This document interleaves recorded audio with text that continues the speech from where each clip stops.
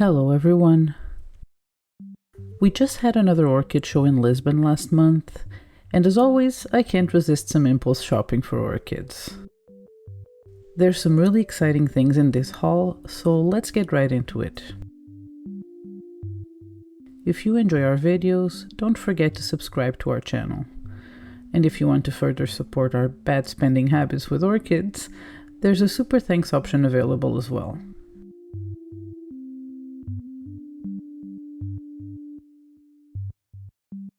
The first orchid we picked up was this Restrepia.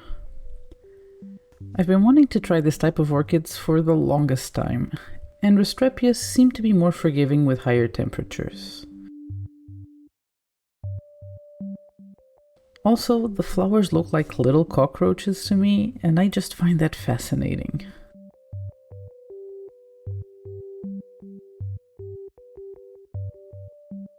This species is the most common to see for sale, and the vendor had it at a really good price, so I decided to pick it up. I don't love how buried it is in the pot, now that I see it away from the chaos of the Orchid Show. We usually try to go at lunchtime to avoid the crowds, but didn't manage to this year. And fun fact, it was a very windy day, and some trees nearby were in peak pollen season. So we were making purchasing decisions in a windy, crowded place full of people sneezing and coughing. Yes, I'm blaming how many orchids I got on the pollen.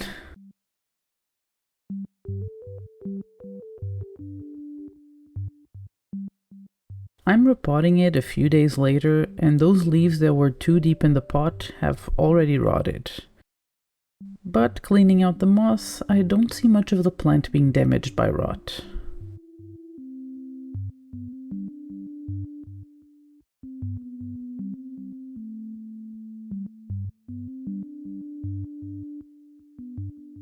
Or in this case, plants, because there's two of them actually.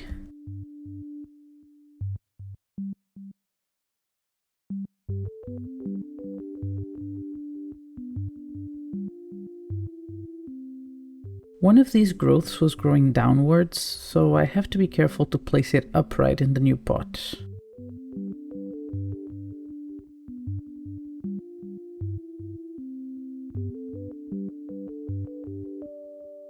The roots look really healthy though.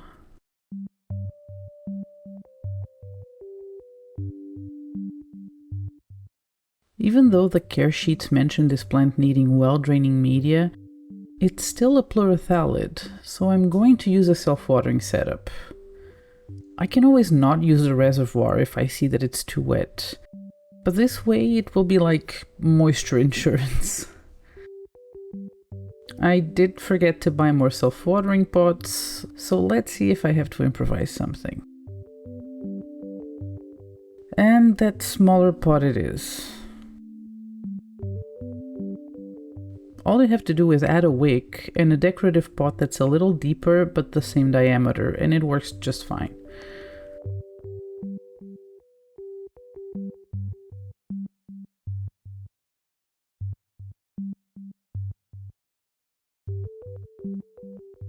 I'm first wrapping the roots in some loose sphagnum to make sure they have even access to water, and that the roots are tidy.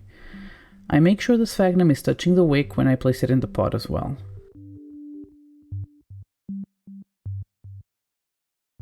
This plant is so delicate and fiddly, and at the same time I have to make sure I keep the crooked growth turned upwards while I'm repotting, so it's not the easiest.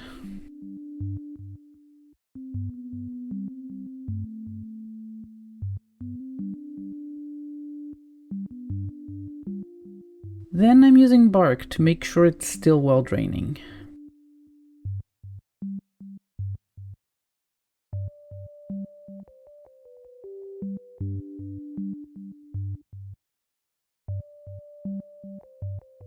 I decided to finish with some fine bark to stabilize the plant better.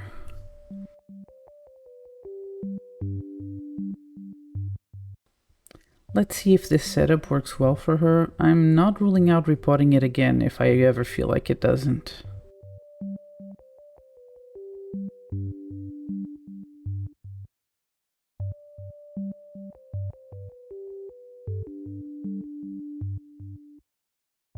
Then we went by the Ecuagenera stall, and amongst the piles and piles of big bags there was this little cup with an Angraecum that I've loved from pictures but actually never seen for sale.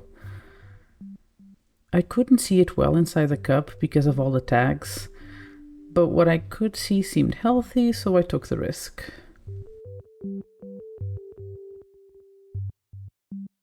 Unfortunately, as soon as I got home and opened the cup, at least one of the growths seems to be rotting.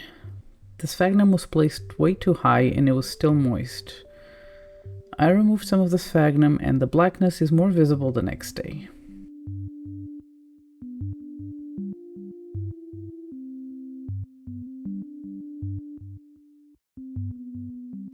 I think I'm gonna try and contact the seller because of this. I mean, if we take a peek at the base of the other growth, it doesn't seem to be affected, but I can't be sure until I remove all the sphagnum, and most vendors state that they don't hold responsibility for sick plants if you mess with them or repot them in any way.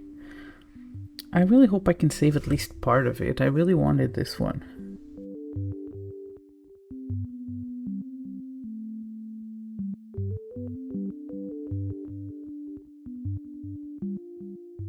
It's now a few days after we got it, and the infection was advancing fast. And the seller kept faffing around, asking for receipts and order numbers, so we went ahead and decided to separate the two growths to try and save the bigger one. Fortunately, that one seems healthy for now.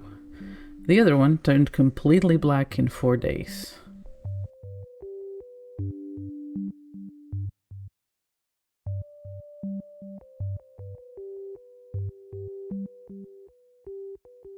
I didn't want to mess with it too much, so we started by breaking them out in half.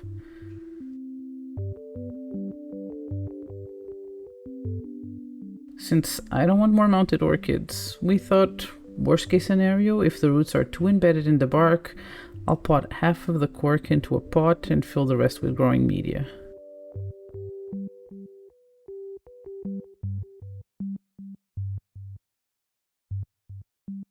But once the root ball got watered, it was pretty easy to peel it off the mount.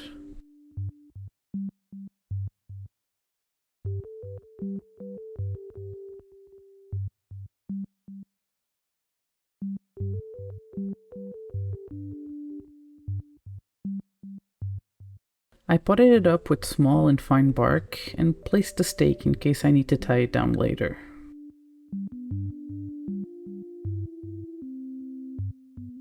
I also made sure that the base stays uncovered to keep an eye on any infections, and so far it's looking good.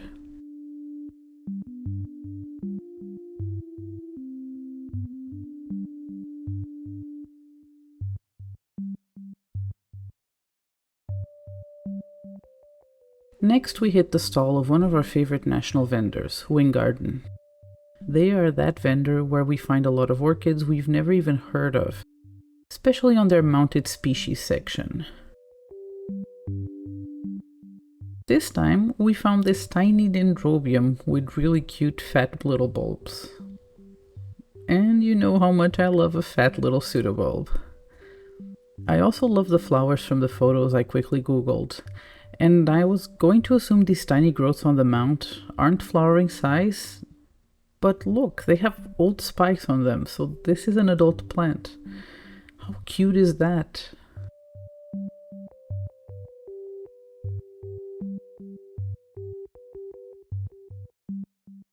Unlike the last mount, this one seemed like it was going to be easy to remove, because it's one of those plastic ones, but I had a really hard time untangling the roots and getting them through the holes with that wire tie.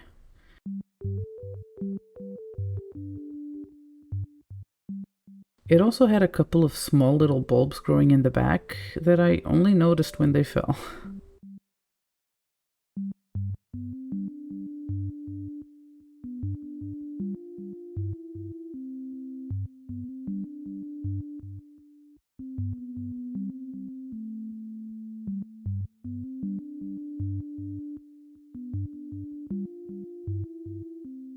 The root ball is so dense and tangled that I only tried to remove the sphagnum for a little bit, and then just decided to plop it in the pot as is.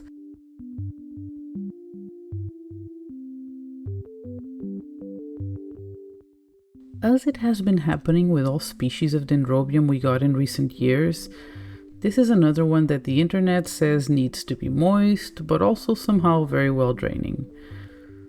So what I decided to do was to add larger bark in the bottom and then surround the root ball with some sphagnum in finer bark.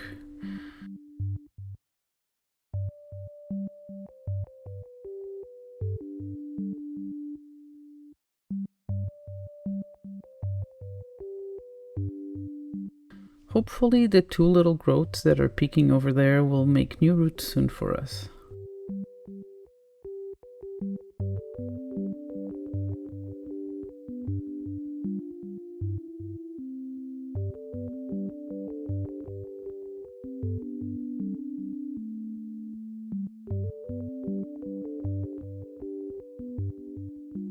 For this show, WinGarden also ordered a bunch of really special Phalaenopsis hybrids, especially from the Lioulin Orchid Nursery, I think that's how you say their name, and they seem to be focusing on blue Phalaenopsis. Most of the hybrids were crosses of other hybrids with blue in the name. Blue and some sort of animal. There was the blue peacock, the blue pheasant, the blue butterfly.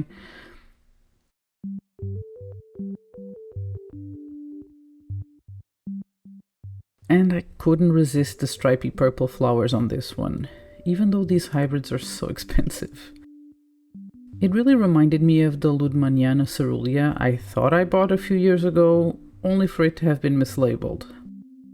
But this one has flowers, so no fooling me this time.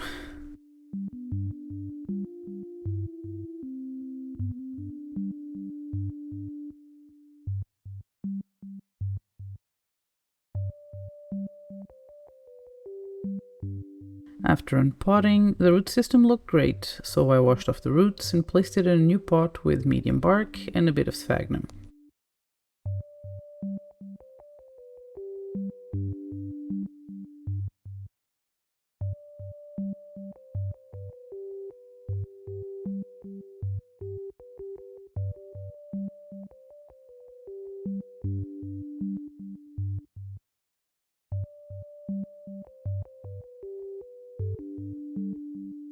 Another one of our favorite local vendors is Flora Henriques, and they have been recently hit by the storms we had here in Portugal. They lost a lot of their greenhouses, priceless collection plants, and more importantly, a lot of the contents in their lab. So we had to go spend some money there to support them. As soon as I got to their stall, I saw that they had a Sarcochilus for sale, and I've been wanting to try my hand with them for a while now. This is one of the species, and it's so cute. The flowers are on their way out, but we can still see how they look. I had the impression that Sarcochilus are smaller than this. I'm not sure if there are smaller species.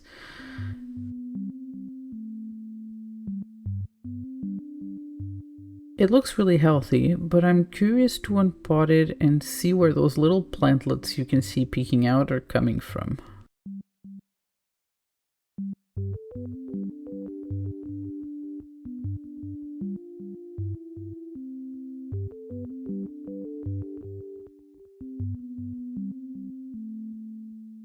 Well, it came so cleanly out of the pot, it makes it way easier to clean up.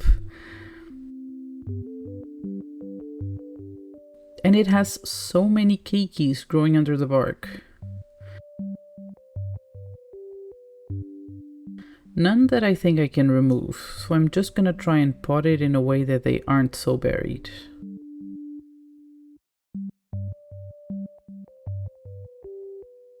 This is yet another one that doesn't like to dry out, but can't be in too water retentive of a substrate. So for now, I'm gonna try small bark and see how it goes.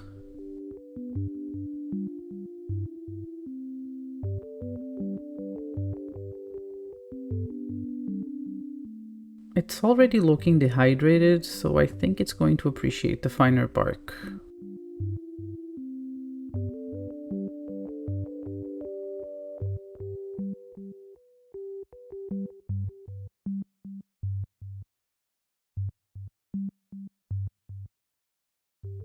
They also had this Dendrobium that we supposedly had before, but it was much smaller. Ours struggled for ages until it withered away, but this one looks pretty healthy.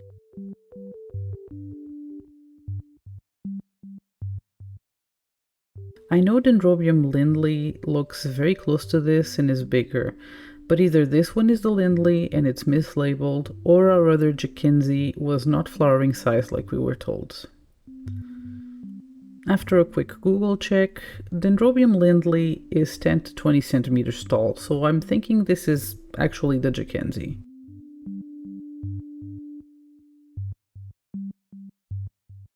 It also looks really healthy, but I'm not looking forward to removing it from the mount.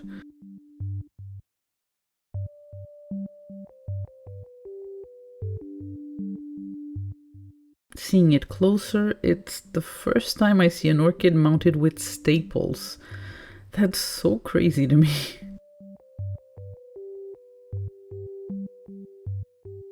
I could go get some pliers, some better tools, but no, I decided to sit here and try and ply the staples out of that wood with my weak-ass tweezers.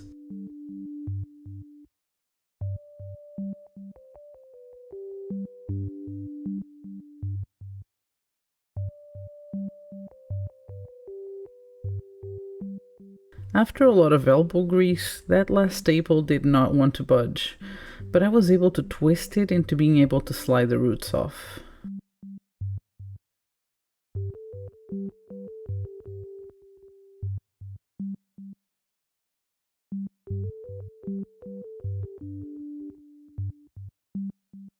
It was easier to clean the roots by separating it into two sections.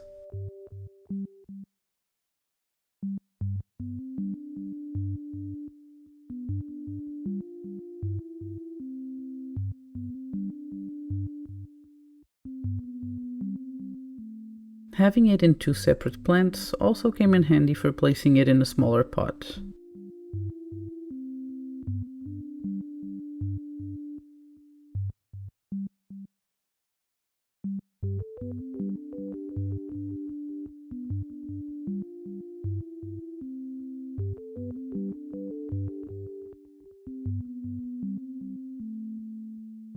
I placed larger bark in the bottom for drainage, and then used finer bark in sphagnum to fill up the space around the plant.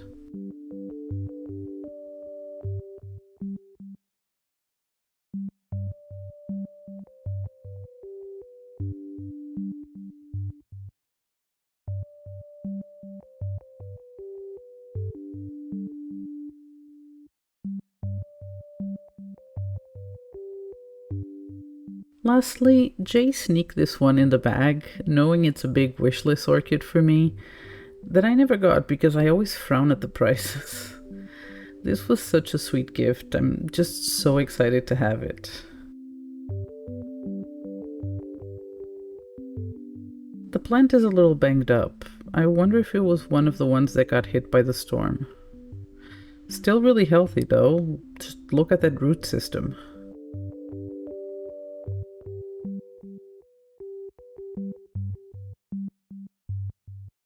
So healthy, in fact, I'm not sure if I'm going to be able to remove it from the mount. I might just try and make the mount smaller and then placing the whole thing into a pot.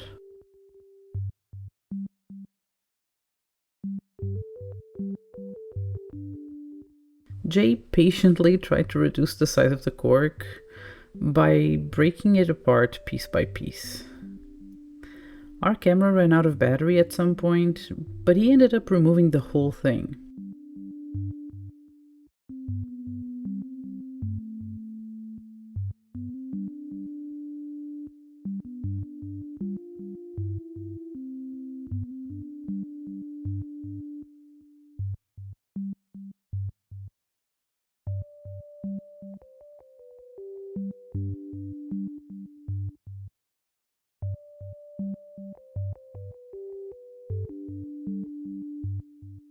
I actually started potting it in a shallow DIY pot with medium bark and sphagnum, and then remembered I like to put my bulbophyllums in self-watering, so I had to start over.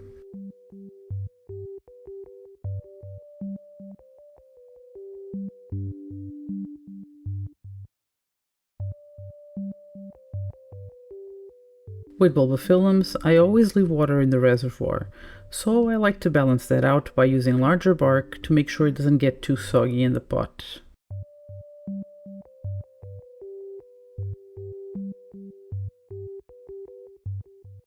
This is a bigger Bulbophyllum compared to all the minis I got in recent years, but I'm so grateful to have it. It's been in my wish list for the longest time.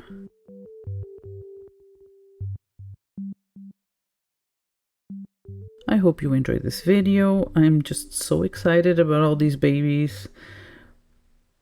If you'd like, we'll let you know how they're doing in future videos, so don't forget to subscribe to the channel. We'll see you on the next video. Goodbye.